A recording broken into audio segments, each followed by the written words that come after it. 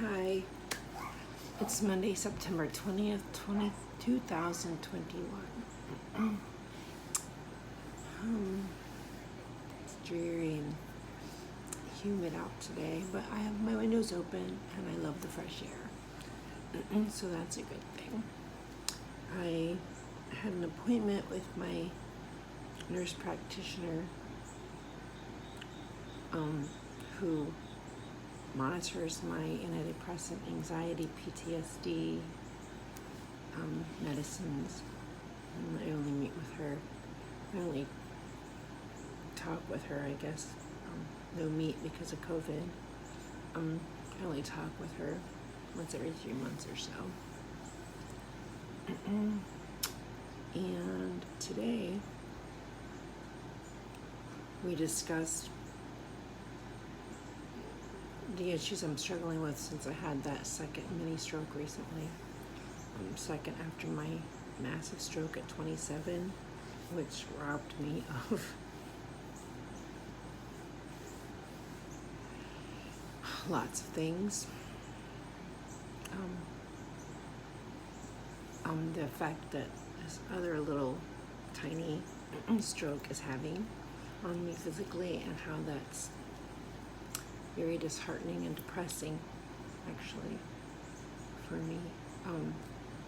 I didn't really need anything to add to my struggle with a bottomless depth of sadness. But it does. I'm embarrassed. I've been embarrassed to walk in public since I was 27. But it was much less pronounced. I mean, I did 2 years of physical therapy after a massive stroke, plus 3 months of intensive physical therapy when I was in the hospital.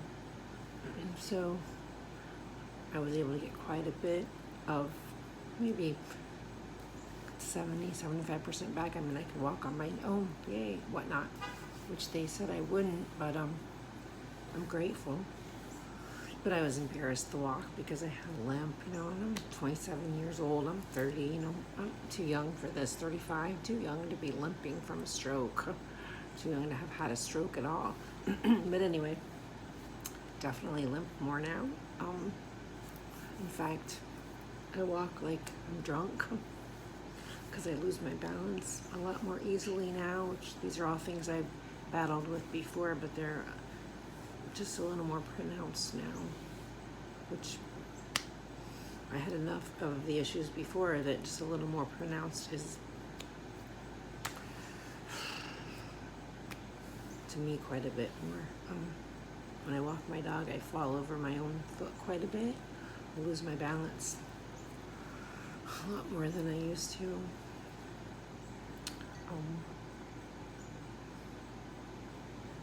I'm depressed. I struggled to go out around people for a while now anyway, ever since my kids left. I've struggled with that. No, maybe a year after they left. I had so much hope and confidence that first year that we would reconnect, like, in no time at all, and still have a wonderful relationship that first year. So I guess the people fear started building more slowly after a while. Anyway, I get easily sidetracked, which has also gotten worse since I've had that little stroke, added little stroke. I should not be smoking, but I don't have a lot I enjoy left in life anymore. So, fuck it. Edie Sedgwick didn't apologize. She made it look glamorous. I don't make it look glamorous, but it's not glamorous, so it shouldn't. Long story.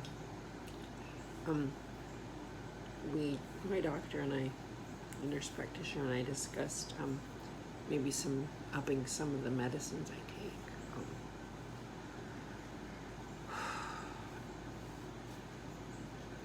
I don't really want to do that, but I will, because this little extra bump, whatever you want to call it, in the road, on top of everything else, and being embarrassed to have people watch me walk since I was 27 years old. I mean, they want me to do a cane. Anyway, blah, blah, blah. I don't want to do that, but okay, holy smokes. So, I asked her, I mean, I couldn't stop crying because every time I talk to her, I end up talking about any suicidal thoughts I have, and I trust her. I do tell her most of the truth. I leave out how severe it is, to be honest, but how severe my desire is, I mean, to be honest. I leave out how sincerely I do want to die. But I cried. I hate when I cry. I just don't talk about it to anybody else. So when I do talk about it with her, my children are neck to neck with my suicidal thoughts, so I can't really explain one without the other.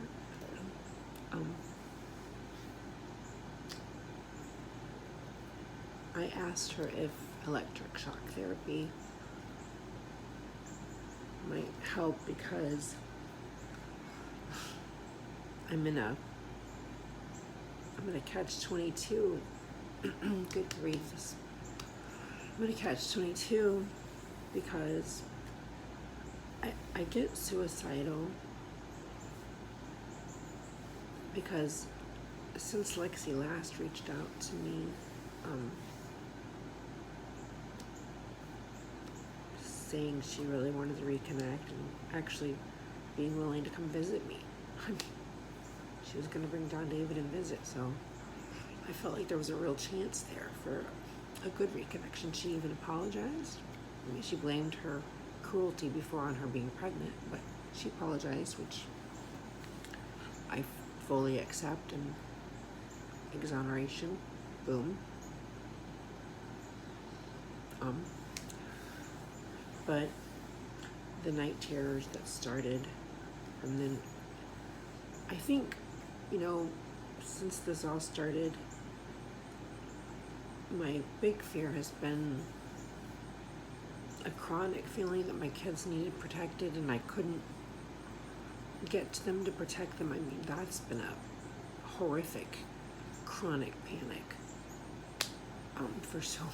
I mean, since literally probably the week they left, which was a few weeks after my dad died. And now it has flipped to them being cruel to me, and I can't escape because I love them so much. I mean, it's like my relationship with my mother all over again. I loved her so much that I just kept trying. I kept trying, to my own detriment, significantly, my own detriment. I just kept trying. I just kept thinking, if I keep trying, I'll get it right. If I say it right or do what she really wants me to do, even if it's not what I want to do, she'll love me a little bit more. None of that ever happened. And I spent 27 years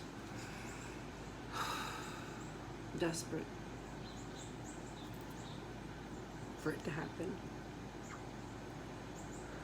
Making not all, but some of my life decisions based on hoping she would be happy and love me. But so now my nightmares are essentially that my children are cruel and I can't get away from them because I love them, and I don't want to get away from them. I want to be close to them. I want to hold them. I want to know what they feel like their happiness, their sadness. I want to apologize for the things that they feel I've done wrong. If I did them, I'm very sorry for anything that I have done wrong or could have done better. I mean, I beat myself up constantly over the silliest things no one would believe. I beat myself up over, but I can't get free of them. And so now those nightmares that I can't protect them have flipped to nightmares where they're coming at me and I can't protect myself. So she's on babbly. So my suicidal thoughts, I mean, I'm not ever gonna not love my kids. It's not an option. I mean, I didn't think I could stop loving my mom, but it was different. She got cruel enough that I didn't stop loving her, but I could at least separate her, which hurt for a while, but nothing compared to what it feels like being separated from my kids emotionally, physically. I mean, I can't imagine a greater pain. And I've been through some pretty serious pain, like the spinal fluid in my brain all leaking out after Lexi was born. I mean, I've been through some serious pain. Nothing compares to this chronic, nonstop fear that I'll never reconnect with them, and fear if I do reconnect with them. Terror if I reconnect with them. Terror if I don't. Terror. Like the ripping in my chest is all I can describe it. It just feels like, but it's constant. It is from my waking moment till I fall asleep, and it's in my dreams. In spite of the nightmare PTSD medicine I take, it's in my dreams.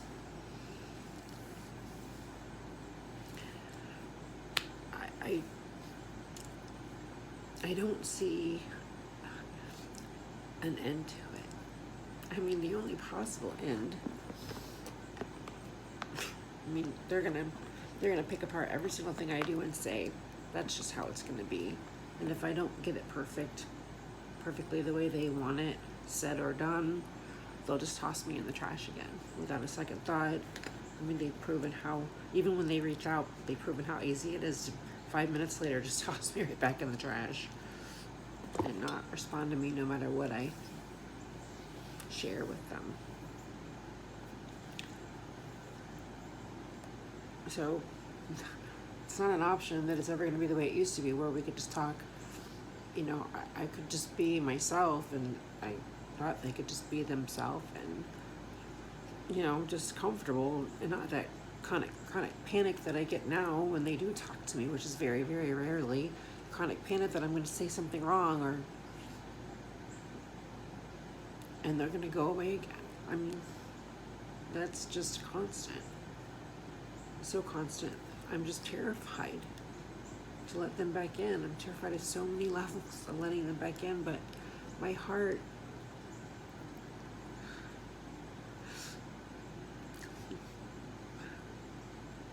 will never stop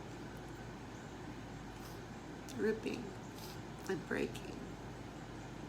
Not for the rest of my life. Because it's never going to feel natural or okay or without pain to be separated from my children mentally or emotionally or physically. They'd be gone out of the house probably by now anyway, but mentally, emotionally. But is it possible to reconnect with them on that level? Not if I can't be real.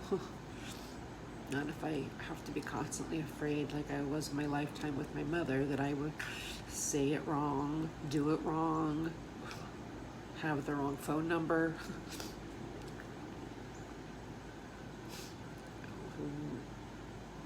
In the long term,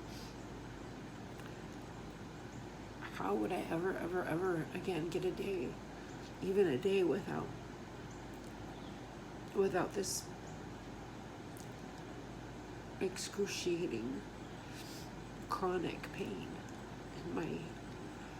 in my chest? I mean, And when I know that there's no solution to it and I'm going to feel it forever, because everything's a no-win situation, but I have zero power to even try to convince them to help me navigate it with them, you know, in a fair, respectful, and considerate way, and not as I'm trash and they can toss me out any time at all. You know, without that, there's no option. So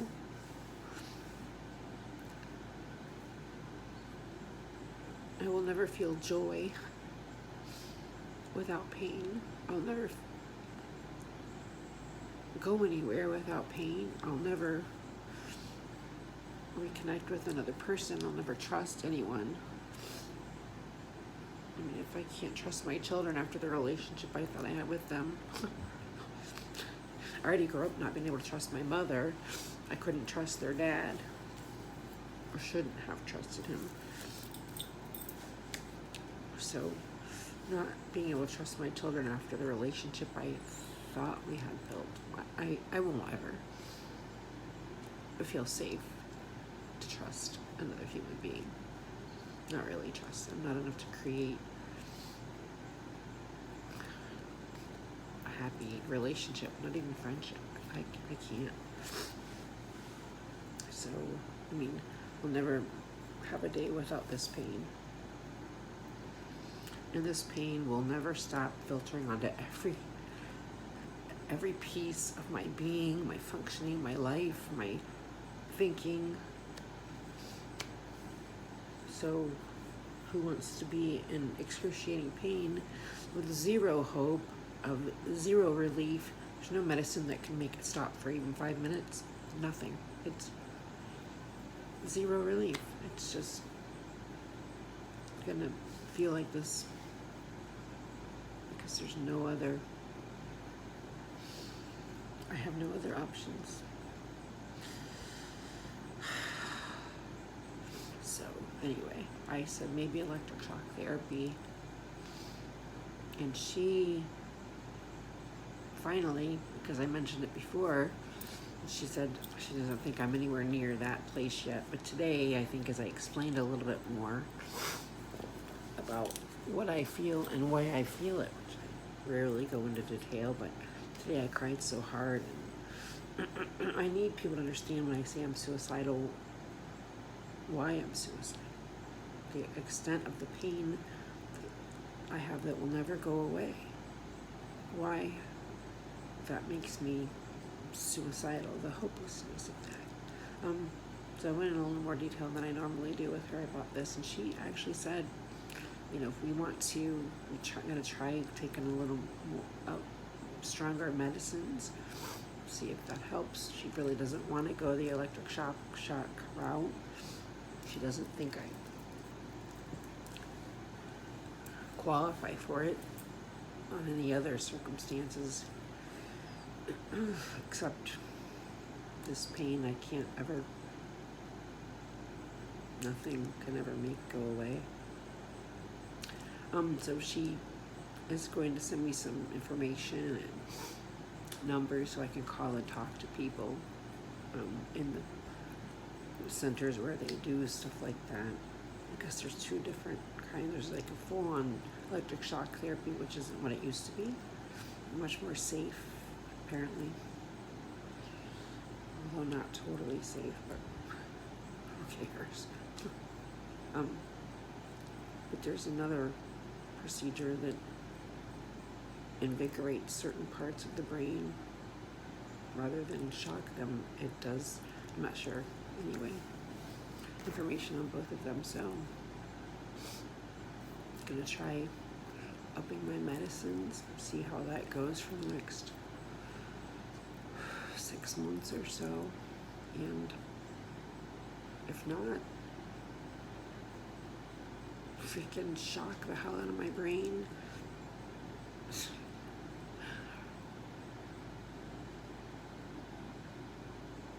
Make it go away. Take me out of the world, which would make my children much happier. In those days I feel selfish that I'm not courageous enough to kill myself, even though I've taken the time to get nearly all the stuff I need in order to do it. Too afraid I won't succeed. Or maybe I just don't have the courage. I don't know. I wish Switzerland would take me and put me to sleep forever. I don't know. I keep losing my train of thought because I can't. One, the first stroke, and now this second one. I'm fucked. And two, when you feel like your insides are ripping constantly, it's really hard to keep on track mentally. Anyway, okay. Plenty long enough crybaby shit from me. Ugly Mug signing out.